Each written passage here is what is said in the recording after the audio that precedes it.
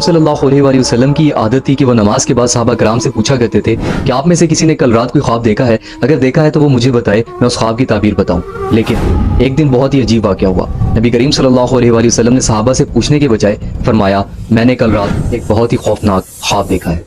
अस्सलाम वालेकुम, I hope you are doing well. देखिए, हम सब कोई ना कोई ख्वाब देखते हैं और हर एक जो अच्छी ख्वाब होती है उसकी ताबीर होती है।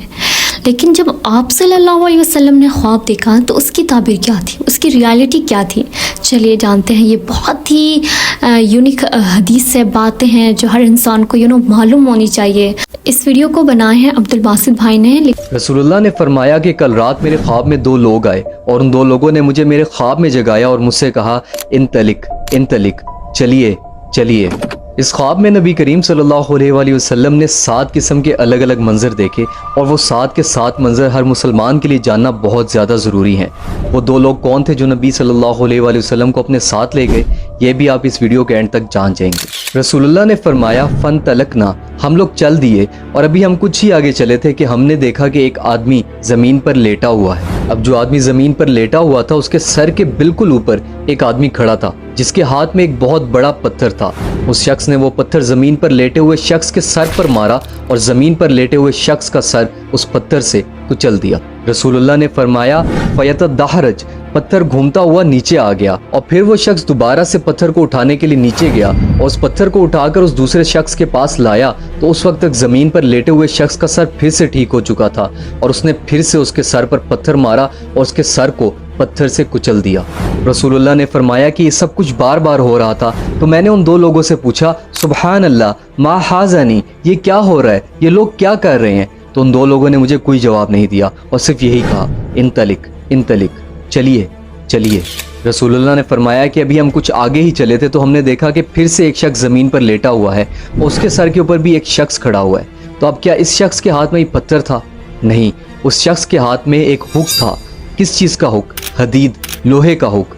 वो उस हुक से क्या कर रहा था? वो शख्स उस हुक से 3 काम कर रहा था। पहला ये कि वो लेटे हुए शख्स की आंख के अंदर हुक डालता और वहां से उसको चीरता हुआ पीछे सर से हुक को निकाल देता। फिर वो उसकी नाक के अंदर हुक डालता और वहां से चीरता हुआ पीछे सर से निकाल देता और फिर वो उसके मुंह के अंदर हुक डालता और वहां से चीरता हुआ पीछे सर से निकाल देता।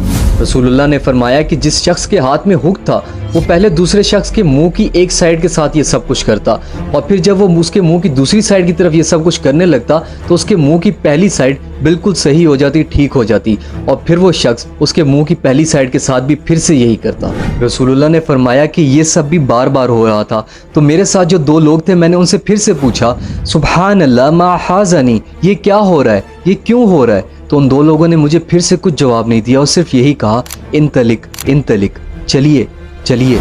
रसूलुल्लाह ने फरमाया कि जब मैं उन दो लोगों के साथ थोड़ा सा और आगे गया तो मैंने वहाँ पर एक तनूर देखा। तनूर एक ओवन की तरह होता है लेकिन एक ऐसा ओवन जिसकी शेप सिलेंडर या कोन की तरह होती है। रसूलुल्लाह ने फरमाया कि जब हमने उस तनूर के अंदर झांक कर देखा तो उसमें बहुत सारे मर्द और औरतें थीं जिनकी जिस्मों पर कोई लिबास नहीं था, वो बिल्कुल नंगे थे। और फिर फरमाया, शोला मिन नार, आग को जलाया गया और जैसे ही आग को जलाया गया तो वो सब मर्द और औरतें उस ओवन से भागने की कोशिश करने लगे लेकिन वो तनूर बिल्कुल बंद था।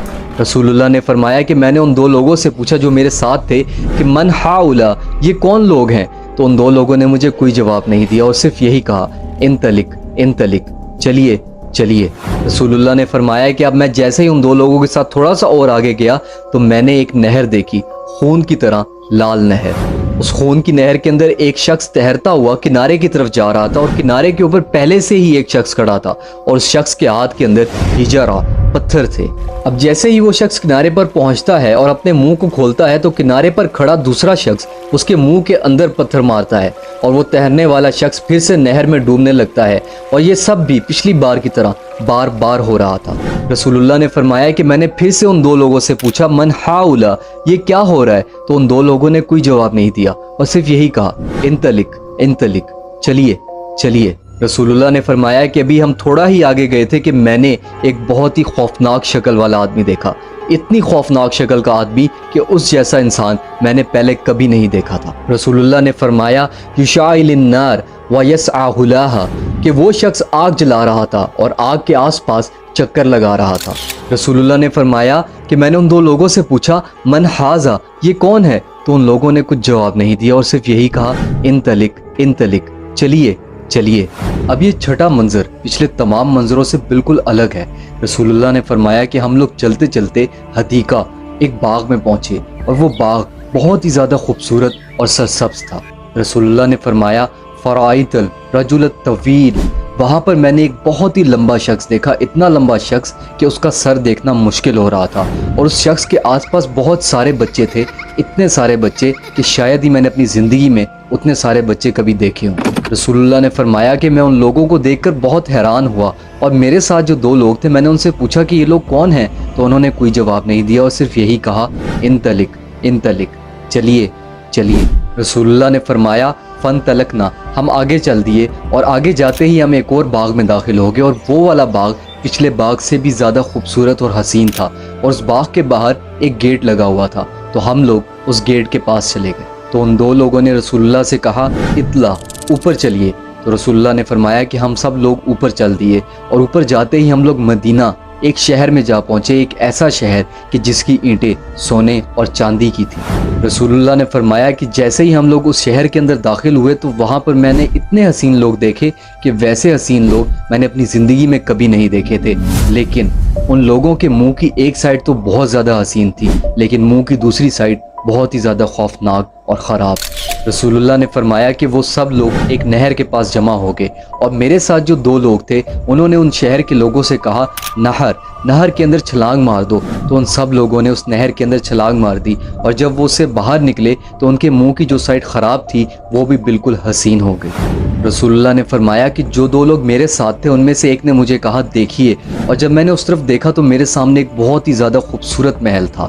رسول اللہ نے فرمایا کالغماء، بالکل بادلوں جیسا۔ تو ان لوگوں نے رسول اللہ سے کہا ھذا قصرک ھذا بیتک، یہ آپ کا محل ہے۔ تو رسول اللہ نے فرمایا بارک اللہ فیکم، اللہ آپ پر خیر فرمائے، اب مجھے اس کے اندر لے جائیں۔ تو ان لوگوں نے کہا لا بعد، ابھی نہیں، ایک وقت آئے گا جب آپ اس محل میں داخل ہو جائیں گے۔ رسول اللہ نے فرمایا کہ وہ دو لوگ ملائکہ فرشتے تھے، اور ان لوگوں نے مجھے پیچھے دکھائے گئے تمام منظروں کے بارے میں ایک ایک کر کے بتایا۔